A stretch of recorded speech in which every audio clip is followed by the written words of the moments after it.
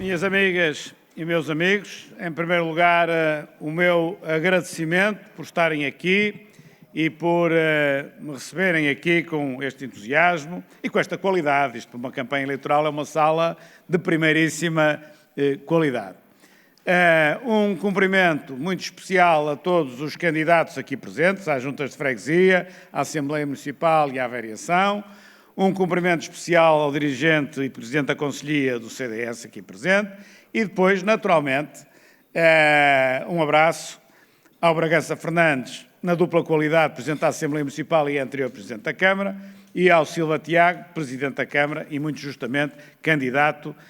Nem é bem a mais um mandato, seguramente que é mais um mandato, mas ele ainda tem 8 anos pela frente para governar a Maia.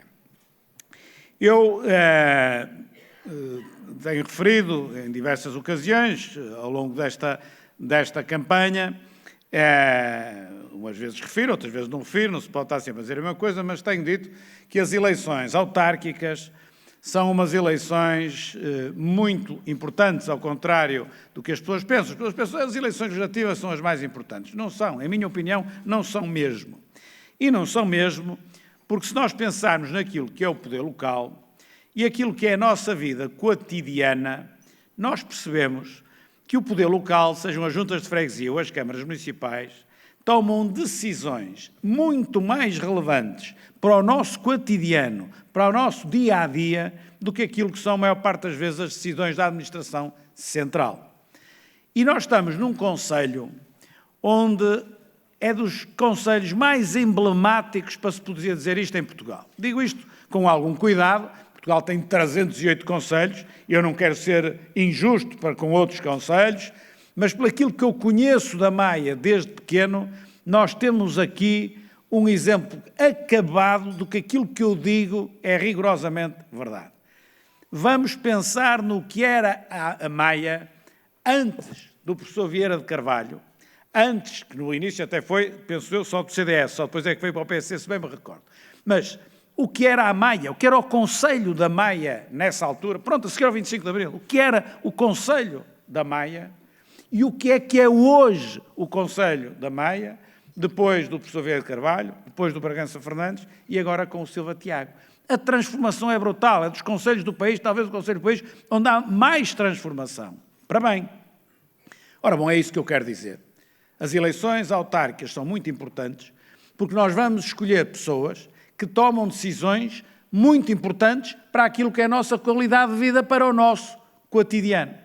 É por isso que está muito longe de haver vencedores antecipados, como é lógico, e, portanto, nunca fiando, apesar do PSD aqui ser um concelho onde tem tanta obra feita que, aparentemente, as pessoas agradecem e apostam no futuro e votam no PSD, mas dizia eu, nunca fiando, é bom toda a gente ir votar.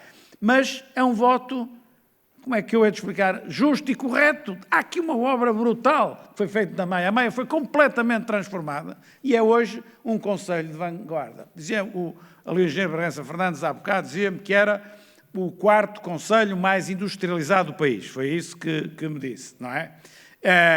Ora bom, não se é o 4º concelho mais industrializado do país assim por dar cá aquela palha. É preciso ter ciência e capacidade para conseguir chegar até aí.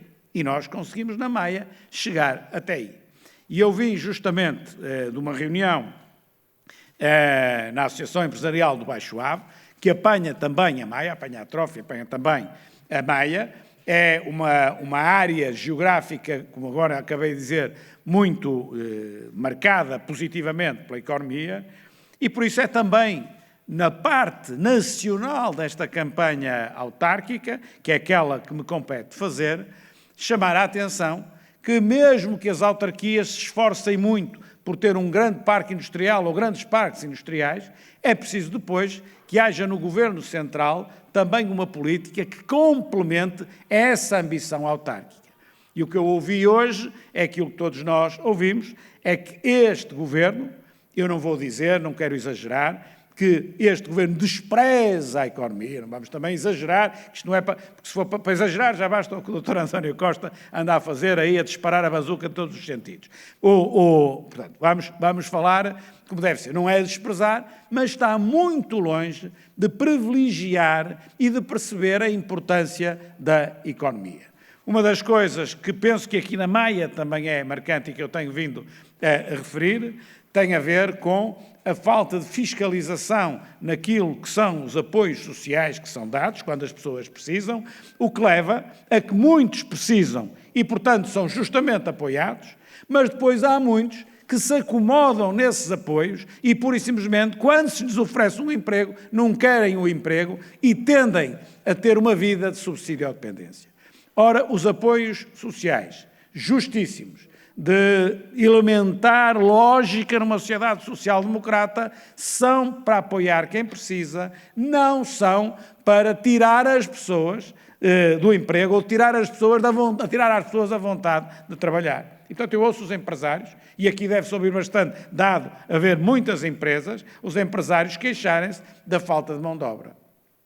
Uma parte da falta de mão de obra tem a ver também com questões de ordem demográfica, e é por isso que Portugal precisa de imigração. Uma imigração naturalmente controlada, uma imigração programada, planeada, direita, em condições, para as pessoas se integrarem e haver um ganho dos dois lados. O imigrante que quer vir e aqui encontra a sua carreira e a sua felicidade, e nós precisamos que ele venha também para ajudar e colaborar com a nossa economia. Portanto, nós temos um problema de falta de mão de obra por essa razão, mas também temos um problema de falta de mão de obra por essa razão que há bocado eu disse, e este governo, que todo ele é dado ao facilitismo, está longe, muito longe de perceber que para haver justiça nos apoios sociais tem de haver uma fiscalização coerente desses mesmos apoios, para que todos os que precisam recebam, mas aqueles que não precisam não recebam, para os empurrar para o seu dever, que é para trabalhar. E, portanto, temos esse aspecto, mas temos outros aspectos, o PRR que, como digo, o Dr. António Costa anda a disparar em todos os sentidos. Aliás, há uma coisa que não sei se olhar aqui para a sala, alguns perceberão o que eu vou dizer, outros não perceberão. Mas eu depois explico. O Dr. António Costa chama bazuca ao PRR.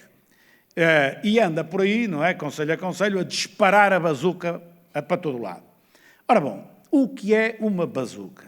Uma bazuca dispara tiro a tiro. E o Dr. António Costa não dispara tiro a tiro, é rajada. O Dr. António Costa dispara de rajada. Portanto, ele não é uma bazuca, é uma metralhadora. Até que ainda alguns vão. Agora esta parte agora é que é pior. Agora...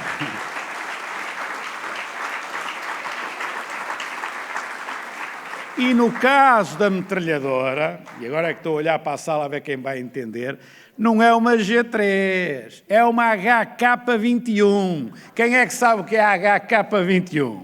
Eu aprendi na tropa e disparei com a HK-21. É que a HK-21 tem uma fita e aquilo carrega-se, tem assim dois pés à frente e aquilo dispara que nunca mais para. É a HK-21, nem sequer a G3, não é? E muito menos uma bazuca. A bazuca é tiro a tiro.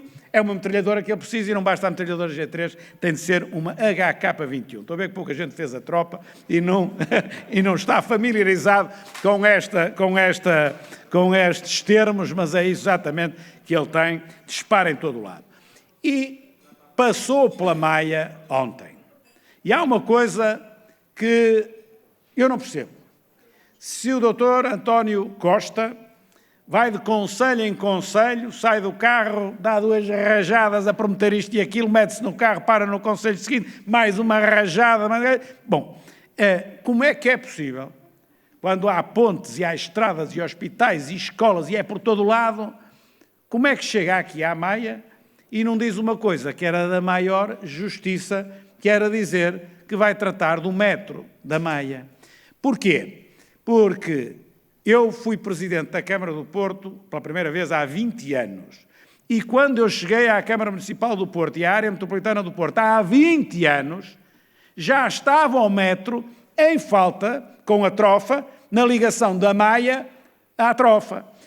porque já tinham retirado os carris do comboio, já lá estava o espaço para pôr o metro, era da primeira fase do metro do Porto, e quando eu cheguei já estavam a falhar a promessa, não havia comboio, já nem havia metro, já não havia nada da Trofa ou da Maia até à Trofa. Portanto, a seguir veio a segunda fase do metro, essa já que eu acompanhei como presidente da área metropolitana do Porto, batemos-nos forte e feio para que a linha, para que a promessa fosse cumprida, mais ainda, assinamos um memorando, que eu assinei com o então ministro Mário Lino e eu como presidente da área metropolitana, assinamos um memorando homologado pelo primeiro-ministro do PS, engenheiro José Sócrates, em que nós passamos 20% do capital do metro para o Estado, nós tínhamos 60, eles tinham 40, passou a ser ao contrário, por contrapartida a uma série de obras que se deviam fazer.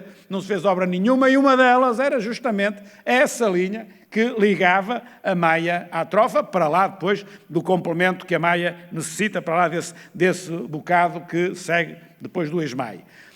Portanto, o Dr. António Costa tem prometido tudo e mais alguma coisa, mas sem critério nenhum, porque depois aquilo que ele devia mesmo prometer, como era, uma vez que veio à Maia dizer, estes, e no meu tempo eram um pouco mais de 100 milhões essa linha, estes 100 milhões, 120, que sejam 150 agora, nós vamos fazer. E, portanto, não tem sequer critério nas promessas que tem vindo a fazer, deve ser uma coisa, um papelinho que lhe põem antes de entrar para o palco, diz ali aquelas coisas, passa para a próxima, venha ao próximo papelinho que eu vou dizer outra vez, e lá vai disparando a HK21 por esse país fora até ao dia 26 de setembro. Acho que os portugueses vão perceber bem que isto não é forma de se fazer campanha, que isto é misturar o cargo de primeiro-ministro com o cargo de líder do PS, porque uma coisa é falar no sentido estratégico do PRR, outra coisa é andar a fazer promessas em cada canto, em cada esquina, a maior parte delas seguramente não será cumprida, é apenas para enganar as pessoas até ao próximo domingo, e portanto eu penso que a maior parte das pessoas não se vão deixar enganar por isso. É evidente que há câmaras do Partido Socialista em que as pessoas votam no Presidente da Câmara do PS porque gostam do Presidente da Câmara do PS e não vão deixar de votar porque o Primeiro-Ministro anda a vender banha da cobra pelo país. Isso eu percebo. Mas aqueles que estão indecisos ou que tanto podem votar num candidato do PS ou num candidato alternativo, eu estou convencido que não vão votar num candidato do PS porque, entretanto, o Primeiro-Ministro da HK21 anda por aí a prometer tudo e mais alguma coisa. Acho que até é mesmo o contrário. Acho que as pessoas vão mostrar ao Dr. António Costa e ao Partido Socialista que não é assim que se deve fazer campanha eleitoral. E, portanto, minhas amigas e meus amigos, foi com muito gosto que aqui estive, foi, apesar de tudo, com alguma desilusão que vi que o Primeiro-Ministro passou aqui ontem, nem sabia, disseram ali, e a linha ainda não é desta que é, e quando não é desta que é prometida, vejam bem, que é tanta coisa que prometeu, uma coisa que anda há 20 e tal anos, ainda não é desta, vai ter de ser mesmo o PSD ir para o Governo para, de uma vez por todas, cumprir aquilo que deve cumprir, que ainda por cima não é muito relevante do ponto de vista orçamental, dada a dimensão daquilo que estamos a fazer. Eu estou convencido que na Maia vai naturalmente haver gratidão, não é? E que, mais uma vez, os maiatos vão perceber que a obra que nós temos vindo a fazer, o PST e o CDS têm vindo a fazer na Maia, é uma obra que merece ser continuada. Por um lado, por gratidão, por outro lado, por esperança, ou seja, esperança de que as coisas continuem no bom caminho. Muito obrigado a todos.